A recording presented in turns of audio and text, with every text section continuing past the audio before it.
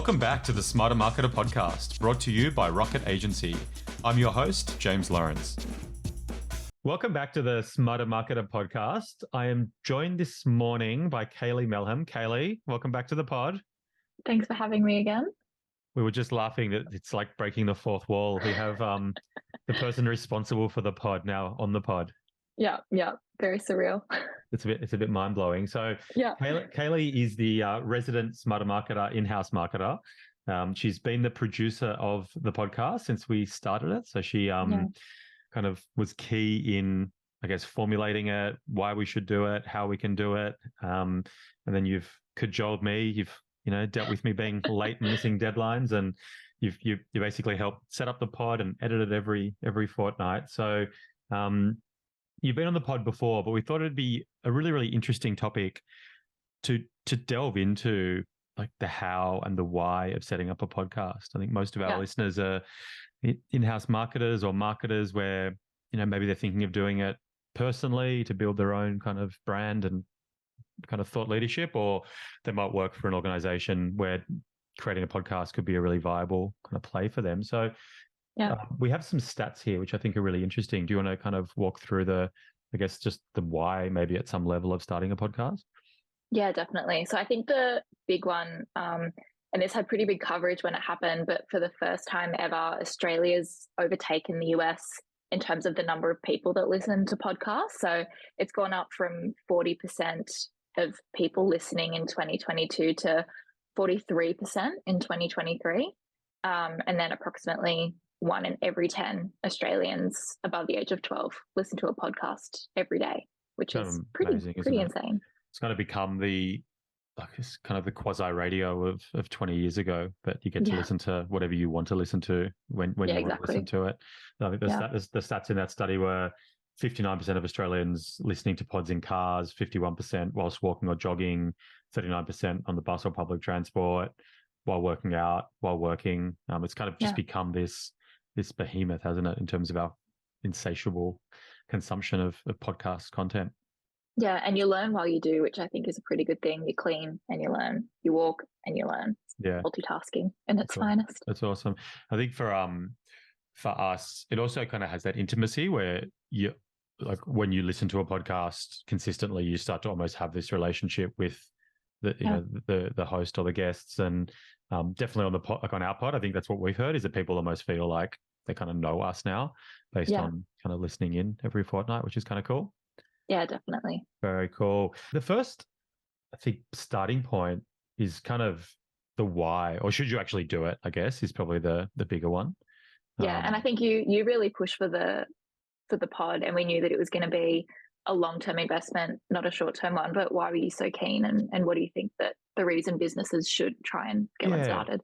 Yeah, and I definitely don't think all businesses should. I think that would be my first caveat. I think you've actually got to have a really deep discussion and consideration and decide whether it is actually a good thing to do. So I think for me, and like, the old, you've got a podcast, have you?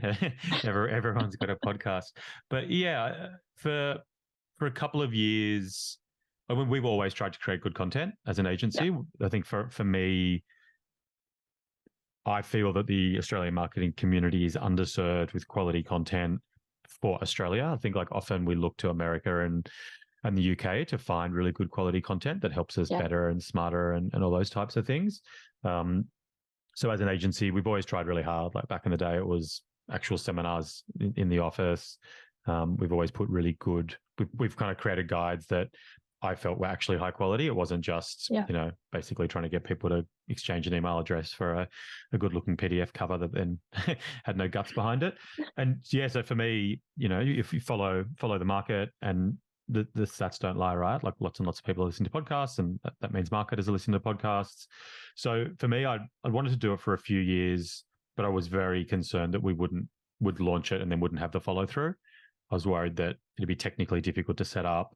We can talk about it later, but definitely I was concerned about my ability to host the pod and do it well. I'm not a journo. I'm not someone who's experienced with that. But so for me, it was very much around, wanted to do it. We're all busy. Do we have time to actually do it? But if we are going to do it, to actually commit to it. And I think when we were talking about it Kaylee, beforehand, it was very much, we're going to do this and we're going to give it at least a year, and we're not going to judge. We're not going to judge anything. Like, we'll get the data coming in, but we're not going to write this off until we've done it for at least a year and done it at a good level. So, yeah. Yeah, no, I definitely agree. And I think that that's probably one of the main questions that lots of people ask, like, well, what's the point of me actually trying to do it, and what am I going to get from it? And so I think one of the main things is the quality content. And it's, if you actually need practical takeaways, if you want to learn something, I'm going to give you everything that you need to learn. And I think the second thing is you do become a sort of authority or leading figure within that niche, within that industry, and people can kind of create, like you said, that relationship with the host or with the podcast itself. Yeah, that's it. I think for me, it's just content marketing, right? So it's like, before deciding to go off and put together white papers or to hold a conference or whatever it might be, I think you've got to look at the market and, who are you trying to move or reach with the particular piece of content? What are their pain points? What are they struggling with? What keeps them up at night? Yeah. And if you can't, like, if you haven't got enough content that's going to be actually interesting to that market, or you don't know who the market is, or like, there's no doubt that this pod is to help get great content out there, but also by association, I want people to think that, I'm a decent marketer, and that if you've got a challenge that you need help with, that you might consider speaking to Rocket. So it obviously has a commercial element to it, but I think if you come at it from a me as the main driver, you're going to struggle. So I think it is classic content marketing, right? You've got to give away really valuable insights, things that make your market better and smarter and feel valued, and then you kind of put your brand behind it. Absolutely. Which I think is for me, the should you actually do it type question, where the world has, tens of thousands, hundreds of thousands of podcasts that kind of get spun up. I can't imagine how many kind of launch and, by the 6th episode or the 8th episode kind of stop happening. So I think if you've really got to commit to it. When we started, we were trying to do a weekly episode, which we found really hard to, not necessarily hard to record, but hard to actually create great content, which I was really proud of the fact that we took a step back because our numbers were growing quite well. And we took a step back and said, we're actually struggling to find guests or topics, themes that we think are actually going to be really useful. So we bumped it back to fortnightly. We're now at we're in the 50s now. So how far in are we? We're probably... I think, this is mid-50s, this episode here. Yeah, 18 months in or something like that, probably. Yeah, 18 months in. Yeah, so we said we weren't going to judge it for a year. It didn't matter what happened. We were going to commit to it, block the time out in our calendars, give you a certain amount of time of your, weekly schedule to it. So I think hopefully when you listen to the rest of the pod, you'll kind of get more of an idea of what it actually takes to get an episode live. But unless you're willing, I think, come into it with your eyes kind of wide open. Got a friend who recently launched a pod, and it was a very narrow topic that he was creating the pod on, and kind of talking about it. And it made just so much sense to run it as one series. So rather than trying to run it as this kind of evergreen forever kind of podcast, he decided, no, I'm just going to create 6 to 8 episodes, and that will be it. And who knows, maybe if it takes off and if there's kind of spin-offs down the line, we'll do that. But he came into it saying, I'm just going to do it in this particular way, which I think made a lot of sense for that particular topic. Yeah, definitely. And I think you were talking quite a bit about, we'll do it for a year and we'll see how we go, and we won't kind of measure or track or see the impact until after that year. How would you recommend, or how do you know that it's doing well? Like, what's the measure for success, and how do you know to keep going or to just stop? It's a great question. And like, I think a lot of the really big time successful hosts of podcasts, so, your Rogans, Bill Burr, who, like, a lot of the sporting ones, they kind of, you have this like almost overnight sensation, overnight success type thing. And if you actually listen to them talk about the graft, and it was for, in those examples, maybe it was a daily podcast and it was years, like literally a year, 2 years, 3 years, 4 years, pumping content out there, slowly growing. So for us, and I think the other thing then is about what's the purpose? Like, what am I actually trying to achieve here? So for us, it was about building a podcast community where Australian marketers are wanting to listen to the content that we are creating, that they think of the pod as being a place where they can get really excellent information to help them better at their career. We wanted to bolster my personal brand and the Rocket brand along with that kind of thing to help get Rocket in front of more people, right? So for us, it was we did have some numbers. I think at the very beginning, we kind of wanted certain hundreds of listens and unique listeners per month after a certain point. And we were hoping that there'd be some kind of commercial discussions taking place as a result of the pod, but we were definitely willing to give it a year before we actually said, no, this doesn't have legs, or we should be doing more. So I think starting reverse engineering with your purpose, right? So I think if you're thinking of creating a pod because you love rugby league or if you love movies, then, what does success look like? Like, is it 1,000 downloads a month by the 12-month mark, or, a certain number of people subscribing to something at a certain point? Because, that which doesn't get measured, doesn't get done kind of thing. But I think be expecting a massive lead time. Like, you're not going to pump out a few pods and then suddenly you've got tens of thousands of listeners, in month 3. Yeah. And I think I used to get pretty frustrated when I was first trying to research. All I wanted to know was kind of what the average number of downloads or listens were so that I could kind of compare us against it. And it was quite annoying because every article would say, it doesn't matter what other people are, like, focus on your own lane. The grass is always greener. And I was like, no, give me something to compare against.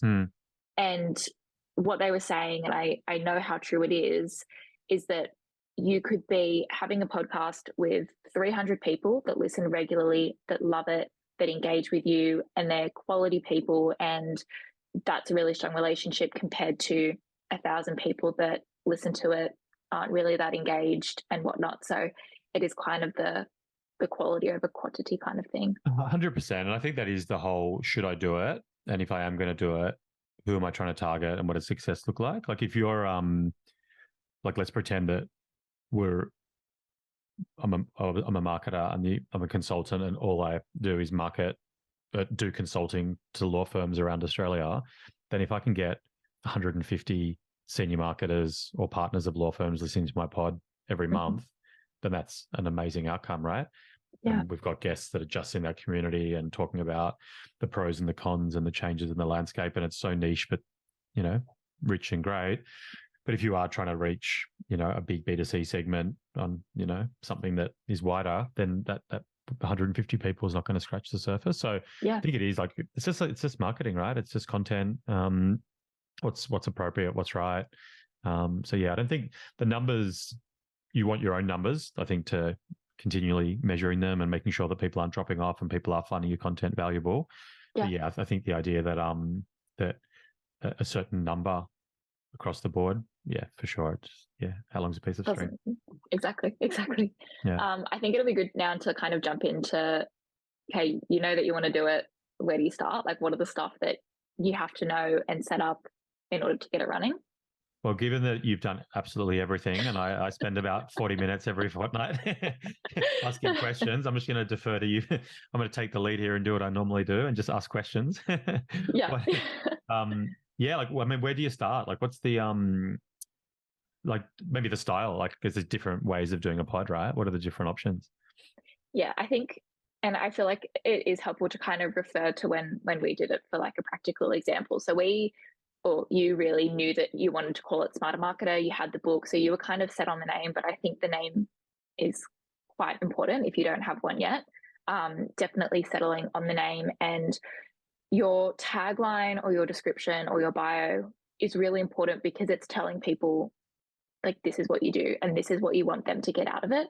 So ours was always the definitive podcast for Australian marketers or for in-house marketers. Like, that's the audience that we wanted to reach. And this was the message that we definitely wanted to get across. So I think focusing on those two things first is really important. Yeah, that's great.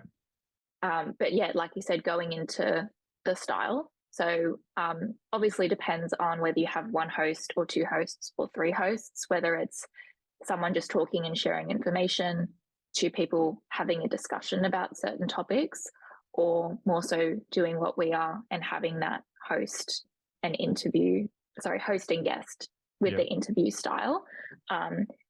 like plenty of people have a mix. Some people just get guests on for a quick 10 minutes or 5 minute interview. And it's primarily two people chatting. So it definitely depends, I think, on who you have as a resource that can run the podcast itself and the type of guests that you think you can bring on to add value. Yeah, that's good. And we've definitely, like, we're still experimenting with that, right? Like I think when I started it, I was very much, we're going to probably every second episode just interview a marketer, their career trajectory, what are they up to, what's working, what's not working. And then every other episode interview like a subject matter expert on something. And it's been quite interesting. Like we've actually, like the most listened pods that we've done have been in-house ones where it's been like yourself and myself chatting about a topic, or you interviewing me on, the most asked questions or digital trends for the year to come. I have found that we'll talk about the actually how, like, the interviewing style and, the challenges around that. I've definitely found that I get the most out of often guests that I know, like, we'll get repeat guests coming back. And I often find that knowing them, knowing how to kind of steer them in a conversation where I know they've got like rich insights, I often find that we get really, really good content coming out. And often when interviewing someone that I haven't met, or they might even be really high profile or higher profile, I think often the content might not be received as well because it's, I think that a lot of the pods that I listen to, particularly business ones, or actually like sport and stuff as well, it'll just be two people that are really familiar with each other, both just going back and forth on a topic. Like I listened to one from kind of how to run an agency called The Two Bobs, and it's just two consultants in agency land, and they just go back and forth on topics. And often one will lead it and one will kind of play a contrarian role, and I just get so much out of that. You kind of, same as my favorite sporting pod is the same. So I think there's lots of different ways of doing it. Even us having this one, it is more of a conversation, which, for listeners out there, we're going to probably do more of this style moving forward. Not to say we don't want to bring guests in on certain topics, but I think, and there's no one right way, right? I think, of approaching it. Yeah. And you can mix it up. Like there's some that are very particular in terms of their structure and the type of people that they have on, or the style of the interview, or just the style of the podcast in general. And then there's others that are just super flexible, and it allows them to kind of have a little bit of fun and play around with different styles. Yeah, it's interesting. And a lot of that we're just getting feedback, right? Like we speak to people that listen to the pod and we look at the numbers and look at which ones seem to get better traction. And I think that's the other thing about, you look at, Mr. Beast on YouTube and whatever else, like it's all, you kind of, I think his interview on Rogan is fascinating just in terms of how to get content out online. And like as a kid, teenage kid in his bedroom, he's just there obsessing over looking at what titles work and what content works and when to bring things in. And the whole thing is just this iterative, and you start to get a bit of a feel as to what will work and what won't, which I think is a really interesting part of it. I guess more practically, so if we talk about style, that makes a lot of sense. Just equipment, like what sort of equipment, how do you record it, what hosting platforms, what is a hosting platform? Maybe if we could talk about that just quickly. Yeah, so I think one of the things, and we kind of ummed and ahed about it for a bit, was audio versus video, and one or the other, or do both. I think audio is definitely a must. You want to get on Spotify, on Apple Podcasts, on Amazon Podcasts, and whatnot, but do you want to have that visual element on YouTube? But I think in terms of equipment, if you're going, like, the quality of the discussion, obviously super important.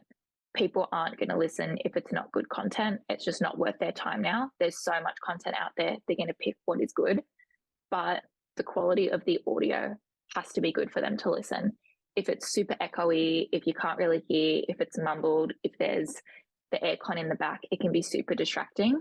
And it could be the best content in the world, but people are going to sit there and kind of scratch their ears because they don't want to listen. So there is some good stuff on the market. Obviously, higher end, you've got your Rode. They have, all of the really good audio equipment. It's what they're known for.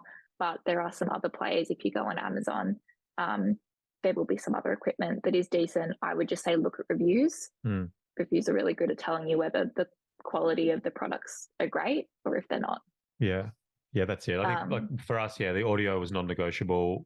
Our video is not great. Like I kind of do it here in the home office, and we haven't really got an ideal space in the office to do it. So we've kicked that down the road a little bit. We'll probably look at how we can lift the production value of video in the future, but at this point, leaning on audio. But definitely we've started playing with throwing some of the episodes up onto YouTube, and you do get really interesting reach. I don't know if the qualities is very this is just a gut feel type thing, but I do feel that the numbers on Spotify podcasts, they're all locked in on Australia, feels quite like we've got a really good audience there. When I'm not convinced that the impressions in YouTube are necessarily outside, Australian marketers streaming on YouTube as much as just kind of incidental views around the world. But I think the other things to keep in mind is just where you actually decide to do it is going to have a big impact. Something that I always say to guests when they're going to hop on, don't do it in a room with lots of tiles or with lots of windows, because the sound's just going to bounce off all of those surfaces. Like, you want to record in a room that has carpet or blankets or cloth materials that's going to soak up all of the sound. Yeah. Don't play with zippers. Don't wear lots of bangles. Don't have the aircon on. Don't have the washing machine on. Like, all of that kind of stuff. It's super simple, but you don't really think about it when you go to sit down and record the episode. Yeah. Kaylee's always asking me to stop, drinking water bottles and clinking, and I get in trouble for that. Does that make sense on sound? I think on these types of things, listeners are going to have to, like, if you're actually going to do it, then you're going to go off and do a lot of this research. But just quickly on hosting platforms, like, what is a hosting platform, and just very quickly, kind of good ones, bad ones. Yeah. So what happens is when you record or set up your podcast, you have your RSS feed, which is pretty much like your Basecamp, I like to think of it. So your hosting platform, that is where you upload all of your episodes into, and then it distributes it to Spotify, to Apple, to Amazon, and what have you. So your hosting platform is pretty important because you want to make sure, number one, the analytics are good so that you can measure your attribution. You can see where people are listening. Do you know your downloads every day and your listens every day? I think the one question that I always had, and I couldn't get a definitive answer, was which hosting platform is best, because there is so many of them out there.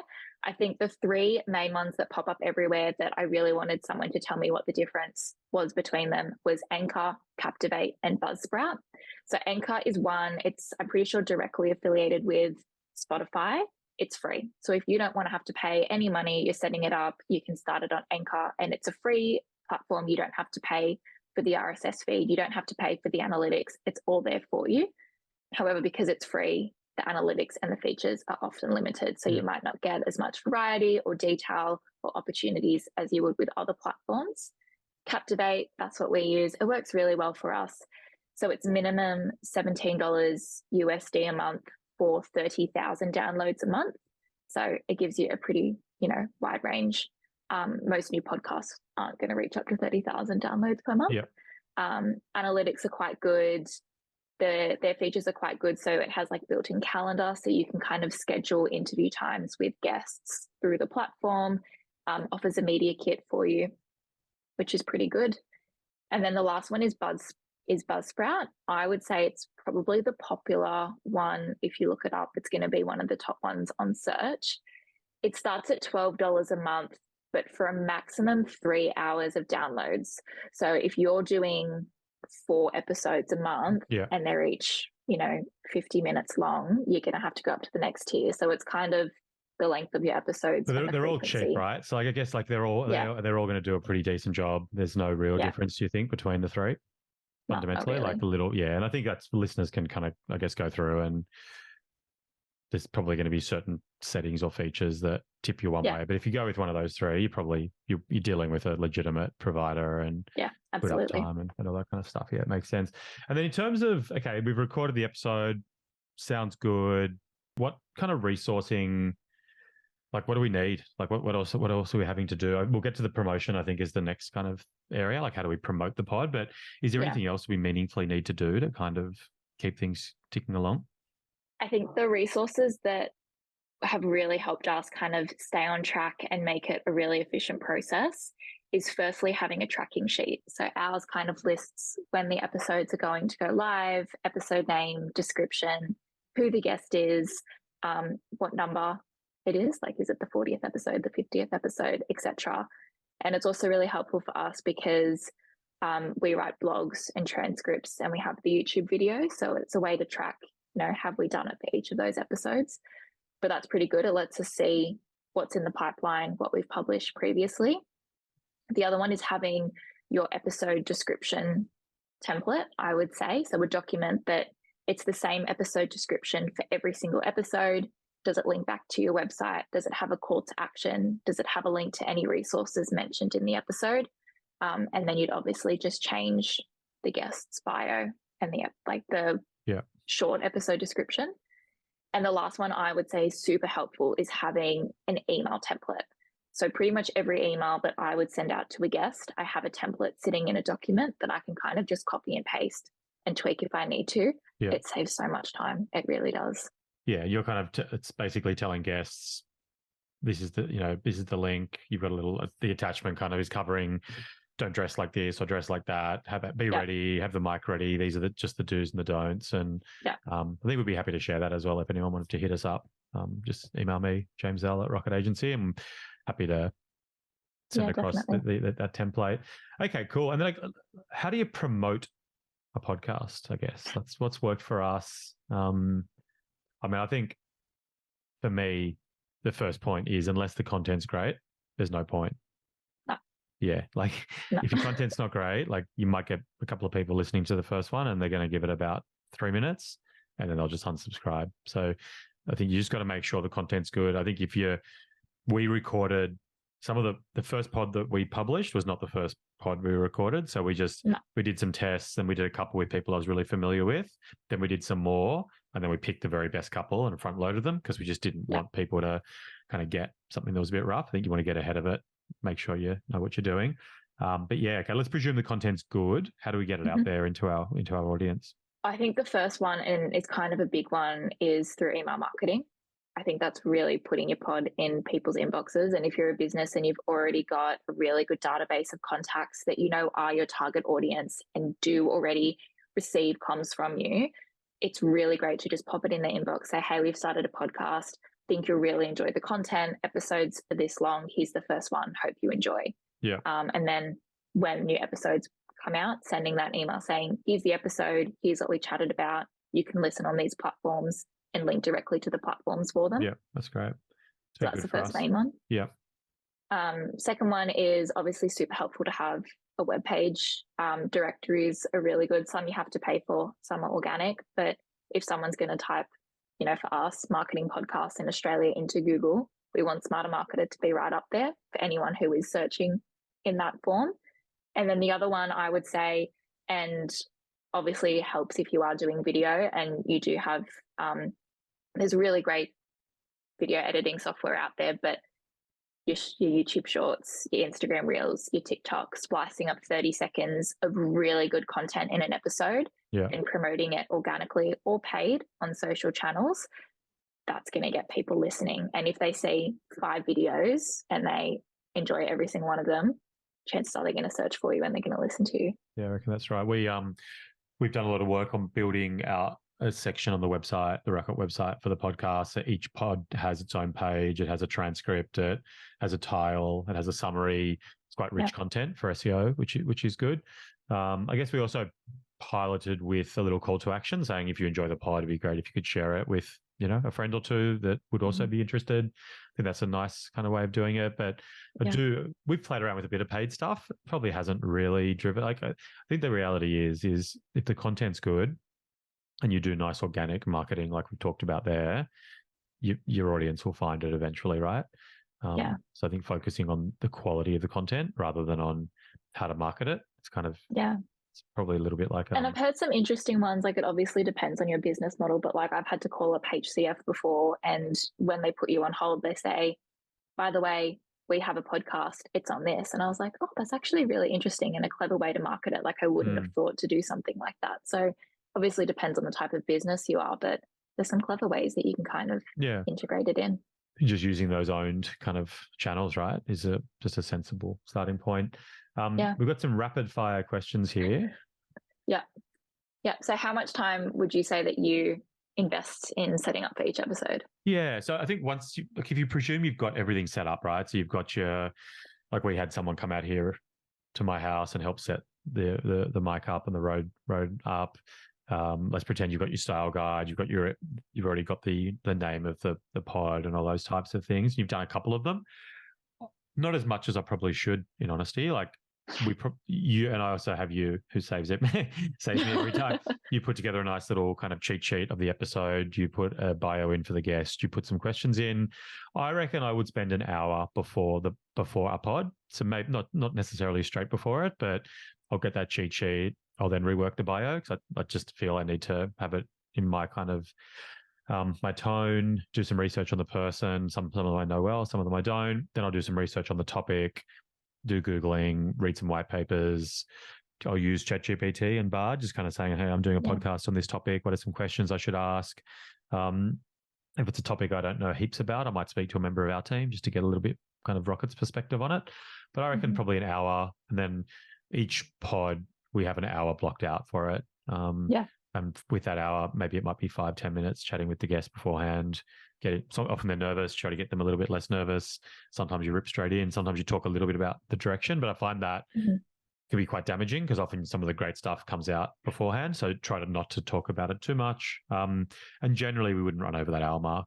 I've had some that probably run 10 minutes over, but then you edit it and it comes out at probably, 30 to 50 minutes. But that's how much time I spend. And I spend a little bit of time chasing guests that you help me with as well. But if I've got the relationship or if I feel it's someone where they need that, more one-to-one reach out, then I'll kind of do that. So I guess from your perspective, how much time are you spending? I feel like beforehand it's not that long because I think you do a lot of prep for the content of the episode. Like I'll jump on LinkedIn, just find some of the places they worked or things that they've done, pop that in. I probably spend 20 minutes beforehand. It's the afterwards for me because I edit the episodes and then to set up on the hosting platform and then do the transcripts and write the blog articles. So for me, afterwards is the heavy chunk, I'd say maybe 5 hours per episode. Yeah, which is interesting, isn't it? And that's, I guess, including getting it on the Rocket website. Is that the transcript as well? Working, manipulating that. And and I think that's the thing, right? I think if you're going to do this, don't come into it thinking that it's 30 minutes every second week. And so we're spending probably a day of company time per episode, right? Like if the episode is 40 minutes in length from the original recording, I'm looking at over double that to edit it. That's interesting, isn't it? It's because all the mistakes I make. Well, it depends on how much you want to edit it, but I just take out the ums and the gaps and stuff like that. So it takes time. There's never any ums, is there? No, never. I'm a chronic ummer. Okay, we've got some stats here, which I think are interesting. I would have said Apple Podcasts was bigger than Spotify, but it's not. So Spotify, 33%, Apple, 21%, ABC listens 16%, Google Pod, 15%, Audible, 10%. I think in America, Spotify does have the lion's share there as well. But I think Apple might have a more engaged audience. That was an article I was reading. I can't remember if it was downloads or listens, but people on Apple do listen a little bit more. But fundamentally, you need to get your pod into those places. I guess just some more practical things like when you're looking at how to maximize reach, are there like things you're trying to include in the episode description? The best day of week to release an episode? Does length make any difference? Maybe those things. I think the episode description, number one, you want your keywords in there. So that's like, go to SEMrush. Like we're all marketers, you know how to get keywords into stuff. But you do want keywords in there for when people are doing a Google search. So you want your episode to pop up, but you also want it to genuinely be saying to listeners, here's a problem you're facing. We're going to answer it in this episode. Like, as it is with all marketing, like here's your problem, we're going to offer you the solution. So how can you structure your episode description around that? Rhetorical questions are really good. I always like having those in there. And then like I mentioned earlier, link back to your website, any resources you talk about, link it in, because, people, that's what you want. And if you want to get leads and if you want to get people having a discussion with your brand, you do need those links in there so that they can find you quite easily. I think in terms of the best day of the week or time to post, depends on your audience, but if you want people, if they're going to be listening to it on their commute to work, you want to publish it early in the morning so that they can do that either on their way or on their way home. So we used to publish it at 10 a.m. And we'd probably get like, a decent number of listens that first day. And then a few weeks ago, I changed it to publish at 7 a.m. and the amount of listens doubled because really people were listening to it on their way to work. That's interesting. And I think because there's two different ways of listening to a pod, right? There's the one where you kind of go in, you're like, I want to listen to a pod, you refresh your feed, what's recent, jump in there and listen. And then there's the long tail where it feels that listeners, I think we all do this to varying degrees, where listeners all kind of just go down a rabbit warren of a particular pod, subject matter, topic for a period of time. Then they'll kind of come out after that week or 2 weeks and then kind of go back to their normal behavior. We've like every single episode we've published has now been listened to more outside of the month of publishing than in it, which I think is except for the last month's one, which I find really interesting. So there is this huge long tail on this content. And I suspect that content that we published a year ago in 3 years' time will have generated, 200-300% more than it has now. So I think and just keeping that in mind for your listeners as well. Your listeners aren't necessarily sitting there refreshing and going, I'm going to restrict myself to the last 3 pods in my feed, but they'll scroll through, they'll click through, they won't listen to most of your episodes. Like there'll be lots of marketers that have no interest in this topic. Let's hope that there's someone out there listening to the 50th minute of a pod about how to build a podcast. And there'll be certain marketers who are like, that's really timely. That's exactly what I'm interested in. And then there'll be others that will kind of not have no interest in this topic now, and then maybe in a year's time when their boss is like, hey, should we start a podcast? But hey, I think maybe the guys did a pod on that and jump back and listen to it. So it's 2023. Let us know if it's 2024 or 2025 and you're listening to this pod. Or 2030. Or 2030. You can be ambitious. Send us an email. We'll see the latest person to send it, get something. I don't know what. So I guess in summary, Kaylee, in wrapping up, should you do it? Should you start a pod? I mean, I think that they're really great. I think they're super engaging, but only if it's quality content. Like, don't just spend lots of time and share content that people just aren't going to take anything from or aren't going to enjoy or aren't going to listen to. Yeah. Like, at the end of the day, you have to do it for the people that are listening, not for yourself. That's a great answer. And then I think we should ask this of each of us. What would you do differently? I think I spent a lot of time on very meticulous details at the beginning. Like, I was sending out surveys to guests before they would come on, and it was just a waste of time. People don't have time to do it. So yeah, working out what actually had to be done and what was just the fluffy stuff that was just a time waster. What about you? I think for me, it's probably the format stuff. Yeah. And we will keep making changes. And I think we've already introduced, which I really like, we've now introduced a quick snippet of something interesting that's been said is now dropped in at the beginning of episodes, which I think is because I think it is hard. I think a lot of the pods start off maybe a little bit dull. There's a bit like you haven't necessarily got the back and forth going between the guest and the interviewer. And it takes the conversation time to warm up. So I think dropping a snippet in, I think I was too focused on the guest and kind of the topic and just question, rather than actually making it a discourse or a discussion, kind of going back and forth. So I think just playing around with that more, like what's the theme, the topic, the information that is going to be really valuable for the listener.